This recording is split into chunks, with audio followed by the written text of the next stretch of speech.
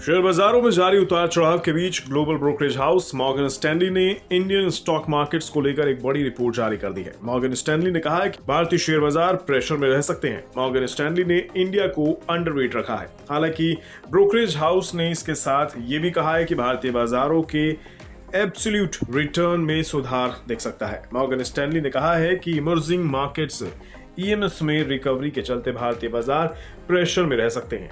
Morgan Stanley की report में कहा गया है कि चीन, कोरिया और ताइवान जैसे कुछ बड़े इमर्जिंग मार्केट्स में सुधार दिखाई दे रहा है और इसके चलते भारत पर मॉर्गन स्टैनली का रुख अंडरवेट बना हुआ है। रिपोर्ट में यह भी कहा गया है कि भारत का मौजूदा अंडर परफॉर्मेंस आने वाले कुछ और हफ्ते तक जारी रह सकता है। हालांकि मॉर्गन स्टैनली ने यह भी कहा है कि अर्निंग्स ग्रोथ के लिहाज से भारत के फंडामेंटल्स अभी भी मजबूत दिखाई दे रहे हैं। ब्रोकरेज हाउसेज मॉर्गन स्टैनली ने सेंसेक्स के लिए अपना टारगेट भी दिया है। मॉर्गन स्टैनली ने दिसंबर 2023 तक सेंसेक्स के 68,500 तक पहुंचने का टारगेट रखा है। इस हिसाब से सेंसेक्स 13% रिटर्न दे सकता है।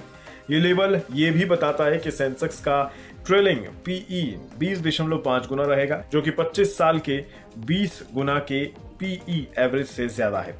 हिस्टोरिकल एवरेज के मुकाबले सेंसेक्स के प्रीमियम पर होने से ये पता चल रहा है कि बाजार को मीडियम टर्म ग्रोथ को लेकर ज्यादा कॉन्फिडेंस है। मंगलवार 14 फरवरी को सेंसेक्स 600 अंक या करीब 1% चढ़कर 61,032 पॉइंट पर बंद हुआ।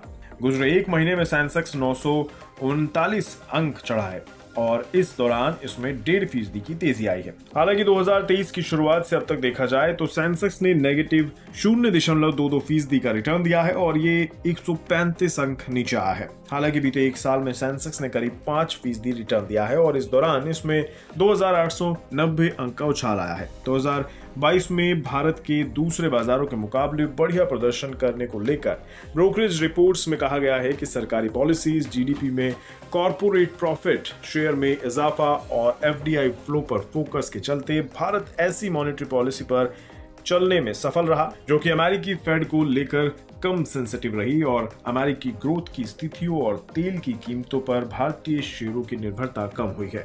मॉर्गन स्टैनली की रिपोर्ट में कहा गया है कि 2023 में भी कोई ज्यादा बदलाव नहीं हुआ है और भारत की वैल्यूएशन भी तेजी से नीचे आई है। मॉर्गन स्टैनली ने कहा है कि शेयर बाजार के परफॉर्मेंस के लिए सबसे बड़ा फैक्टर 2024 के आम चुनाव को लेकर बाजार की राय होगी। इस साल की दूसरी छमाही से इसका असर दिखाई देने लगेगा। ब्रोकरेज रिपोर्ट में कहा गया है कि इंटरेस्ट रेट साइकिल अपने पीक पर पहुंच चुका है। मजबूत अर्निंग साइकिल, चीन के बाजार के दोबारा खुलने जैसे फैक्टर्स आने वाले वक्त में बाजार की दिशा तय करेंगे।